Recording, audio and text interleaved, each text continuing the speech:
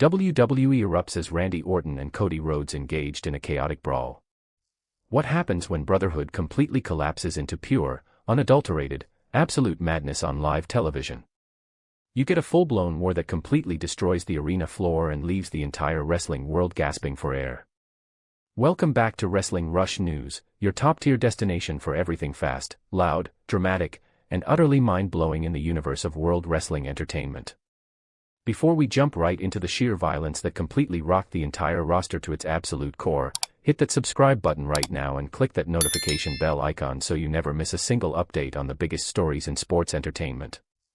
Now, let us set the stage for you because the TD Garden in Boston, Massachusetts was absolutely rocking, packed to the rafters with thousands of screaming fans expecting a classic night of premium wrestling action.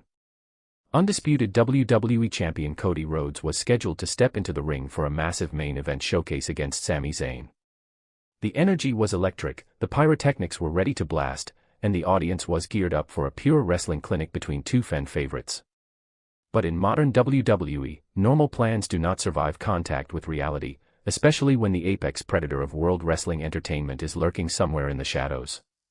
Before the ring announcer could even finish introducing the match, the entire atmosphere inside the arena plummeted from celebration straight into pure nightmare territory. Out of nowhere, like an absolute ghost with a lethal agenda, Randy Orton materialized directly behind Cody Rhodes. There was no signature theme music playing over the arena speakers, no grand entrance down the ramp, and absolutely zero warning for the American Nightmare. Orton struck with absolute, horrifying precision, dropping Cody with a ruthless clubbing blow straight to the back of the neck before Cody could even take off his iconic weight belt. It was cold, calculated, and totally vicious. Imagine walking into your favorite high-end restaurant, ordering a 5-star meal, and getting hit in the back of the head with a folding chair before the appetizer even arrives. That is the exact level of unhinged aggression Randy brought to the TD Garden. Orton dragged Cody by his collar, screaming insults right into his face, proving that years of shared history and mentor-protege respect were tossed straight out the window in less than 5 seconds. Just when the crowd thought referee officials would step in and regain order, the situation completely blew past the point of no return. The fight instantly spilled out of the squared circle and crashed directly into the ringside area, transforming a regulated championship environment into an absolute street fight. Randy Orton was not just trying to win a point, he was trying to disassemble Cody Rhodes piece by piece. Orton grabbed Cody by his bleach-blonde hair and launched him headfirst into the heavy steel steps with a sickening metallic crunch that echoed all the way to the cheap seats. But the Viper was nowhere near done with his environmental demolition tour.